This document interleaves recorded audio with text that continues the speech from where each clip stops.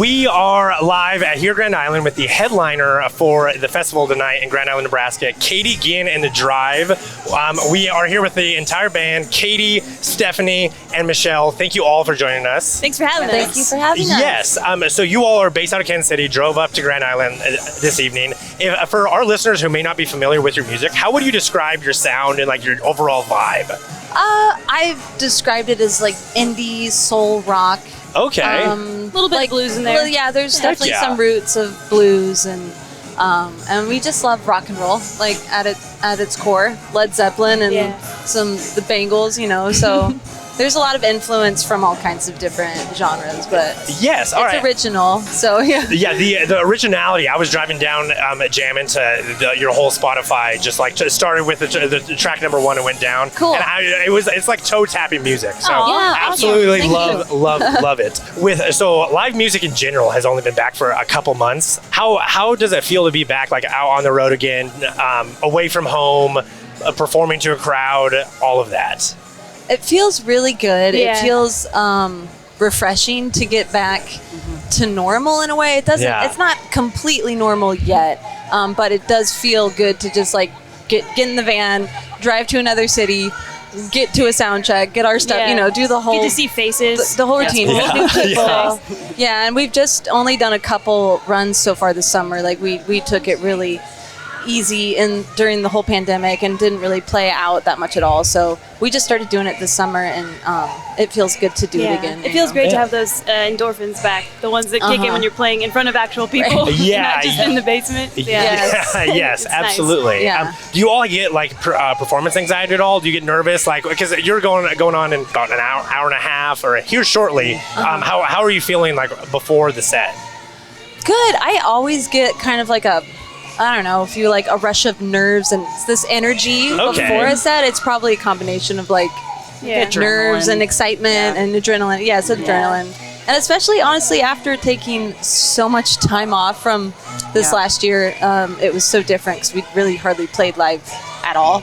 Yeah. So coming back into it has felt a little different in that way, too. It's like remembering those feelings again. Playing for the first time anywhere is also a little more, makes me more anxious, just because, if you go to a place that you've been to a bunch of times, you kind of know what to expect, sound-wise and crowd-wise and vibe-wise, but at a new place, I get a little nervous. But I try to use it as some sort of energy in my playing. Yeah, how do you like manage that at all beforehand, or is it just like your focus on the set to come, and then once you get in the groove, it's like I usually just kind of walk around like a ball of nerves and then go up there and I'm fine. Yeah. You got to be ready to like deal with stuff on the fly too. Sound and drink plenty of water. A lot of factors, Days like these, it's like you can easily start to feel dehydrated and kind of like out of it. Right. But it's a good nervous, a good excited. It's nice to feel that again. It's been a long time since we were able to feel those things. Yeah, absolutely. You all mentioned having a very busy pandemic. You have a whole slew of music that you're working on that is about to be released by the end of the year, correct? There's an album and EP coming. Yes. Right? Yeah, Steph and I, we did a ton of like live streams from our basement, and we also figured out how to do a bunch of home recording, and we demoed out just a bunch of songs that we'd been working on. We finally got to finish them over the pandemic, so we went and recorded like 15 songs in April, and now we're planning to release a 10-song like full length, and then a 4-song EP, like within the year, hopefully. Okay, we're just trying to kind of like make a release plan for both of those. But yeah, I mean, like we kept ourselves very busy. We just didn't play live that much, which was weird. But it was also kind of nice to focus on some other things. How is the streaming component? Like, because I've heard virtual anything is just different, whether that be like meeting or a concert, like a virtual concert is different. Was there anything about that you really liked, or like that kept you doing it, as opposed, because a bunch of musicians just were like, oh, I'm just not going to do anything. Yeah. I think it was nice because it was the only way we could feel connected through our music to people still. It was the only option. So. Yeah, okay. But there was a lot of like just techie factors that we had to figure out. We're not techie people by any means. But that was probably the hardest part. Yeah. I mean, like a lot of people liked them. Like we got positive feedback from people like, we're so glad you're doing this. It sucks that no one can go out, but like we're just glad that we can watch a live stream. It's not the same, but but it was a nice way to like maintain some kind of connection, and you know.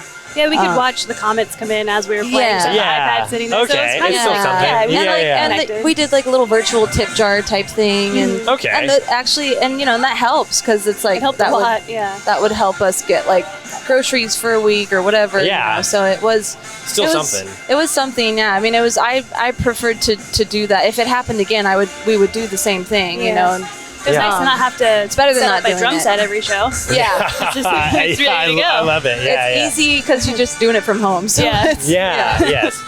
So the upcoming music, you all recorded in Los Angeles, right? Did I read that correctly? Yeah. Why of all places? Why LA? It was the person that we chose to record with. Just so happened they just recently, well, in the last couple years, moved out to LA and set up their studio out there. Okay. And so, it was just the person that we decided to go with, and they just were like, happened to be a really cool it happened spot. to be out in LA in like a cool studio, and and we went out there and recorded all 15 songs, and it was a totally like new experience, you know. It was the first time we ever stayed at the studio. Oh, okay. Woke up it was and like in a recorded house. Slept there, woke back up, recorded some more. It's very like what I think of like making an album of like you live in the same place you record at, and like you do almost nothing besides focus on recording the album. Yes. Right. Was it that kind of vibe? Yeah, and that was the best part about it, really. I mean, I'd always wanted to record an album that way, but we'd really never gotten a chance to. I mean, like we've recorded everything that we've released before in Kansas City for the most part. And so this was like totally different because it like we did sort of get to just like get lost in the day-to-day process of recording and have ideas and work with someone that was equally like immersed in it, who wasn't in the band. To have it you know, be the only focus of the entire trip. Yeah. That's all we had to do was just play music. Right. Yeah. Collaborate with Kevin. Yeah. So fun. And now that the album is getting put together, what is your plan for release? Are you hoping to shop it around, or will you still release independently? We are gonna like shop it around. Okay. And just explore some options. Like I'm in no rush. You know what I mean? Yeah. It's like you spend so much time on something and put all of your love and energy into it, so you want to do it right. Yeah, so, we're also confident though that we would be able to release it independently. Yeah. That's how we've released pretty much everything in the past. So, but it'd be nice to try something new. Yeah. Give it a shot. I mean, we know we can release it independently. Like that's definitely an option. But so yes, it's a matter of finding the right way to do it, and then we'll make a plan. And that's another benefit of having the 4-song EP too, is we could put that out and then have it kind of hold people over, hold ourselves over. Yeah. And it's so easy to get like just excited, like once it's done, excited to release it that you want to push it out. But it takes a level of I guess maturity to be like, all right, let's wait 6 months and see if we can maximize. Yeah, I know so many bands. They'll wait like over a year before they'll put out something that they track, you know, like, and it's, which is crazy to think about, but they get hung up on certain things that details with like the release process or like a label or something, or like how long the vinyl takes or anything, you know. It's a number of factors. How much there is to do after you're done recording. Like it's ready to go. You could listen to it right now, but it's not going to be released. But it's also not ready to go. Yeah, exactly. Yeah. So you all are about to go on a tour to the East Coast, right? Yeah, sort of. It's like eastern cities. I mean, not all up and down the coast or anything, but like we're gonna hit like North Carolina, South Carolina, Atlanta, like Nashville, Southeast. just a bunch of areas like Louisville. Yeah, kind of areas that we've never really spent much time in as a band. So yeah, it'll be good to hit some new spots. Yes. I'm sure again that's just another like level of excitement that you're like coming up to Grand Island from Kansas City is one thing, but like hitting the East Coast is something completely different. Right. How did that I guess all come together? And because it's with a few other bands, correct? Yeah, it's with a couple other bands. One of them's based out of Louisville, the other one's based out of Charleston, and we just have like some friends in the band that are in Louisville, and they were like, would you all want to open up for us on this run? And then Steph and I are also playing like as the backing band for one of the other bands, so we're going to be doing like double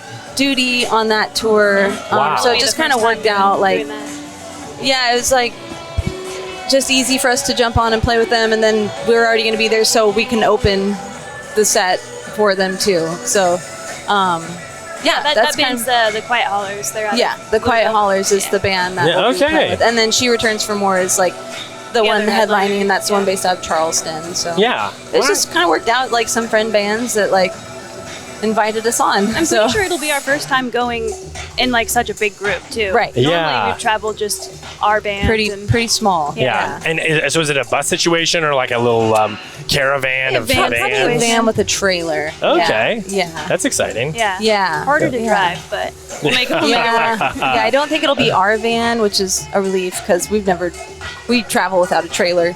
But yeah, because I'd be a little nervous to travel with a trailer. But we'll let Chadwick figure all that. Yeah, you can deal with that. Yeah, is there a stop on that mini tour that you're very much looking forward to, or is it kind of all the same? Because I'm sure. Well, does it blur together when you hit all those stops? Sort of. Yeah. I mean, it's been a while since we've done anything like this. Yeah. It can, but I think usually each venue has something specific to it that sticks with you. And generally, it's a good thing. Sometimes it's a bad thing. Yeah, like what are some of the things? And we don't have to call out specific locations or cities or anything. But what are some venues that you're like, oh, this handful of things, or this one thing really stuck with me that was good, and then one that was like, what the heck? It's just like the sound. Like we'll remember like the Wiltern, for example, in LA. Like there are certain venues that we will always remember how great the sound was. Yes. And then there are some venues that are cool for historical reasons. You learn about the history there. Okay. There are some that are sketchy for like, it can be what's drawn on the green room walls, you know? Right, you walk in and you're like, okay. Yeah. See how this goes. And like some are just things just stand out. Some are like memorable because just the people, you know what I mean? And we're like, oh man, like make a lot of friends. The staff at that venue was so nice and so sweet, and the sound person at that, you know, like the people, the crowd was like incredibly like responsive and positive, you know, that really sticks out. Like when you travel and, you know, it's like... We're excited for this whole run coming up, though, because most of them are places that we haven't been yet in any of our projects. So it'll be nice to see some new places. And most definitely. People. Yeah. And it's good, especially like in the entertainment environment where things can be stressful, things can be hot, the extension cord can't be, or sometimes isn't long enough. But to still have the staff and everyone around you be still like be upbeat and just positive, it really does make the entire situation. So last question for you three. What advice would you have for either an aspiring musician or a musician with that's at a different career point than you all are now? I would say just find people that you trust and love doing it with, and stick with them, and like try and build something on that, and don't have any expectations, and just be happy with like what you're doing. I would say, and two, know your value and know your worth, because that's important, I think, to avoid being taken advantage of. There are a lot of, you know, like you said, you meet a lot of different people in a lot of places, and you just have to know what you're worth and what your time is worth and what your art is worth. So. Yes. Both very very good advice, both of you two. Thank you so much for taking the time and meeting with us beforehand. Good luck in this. Good luck on the set. Thanks. Yes, and go stream Katy Guillen and The Drive's music. It's everywhere, right? I'm a Spotify guy, but Apple Music. Both. Wherever you stream music. And thank you for listening to today's episode of the Commonwealth. We release episodes every single Monday, so tap the follow to not miss a beat. But thank you all for listening.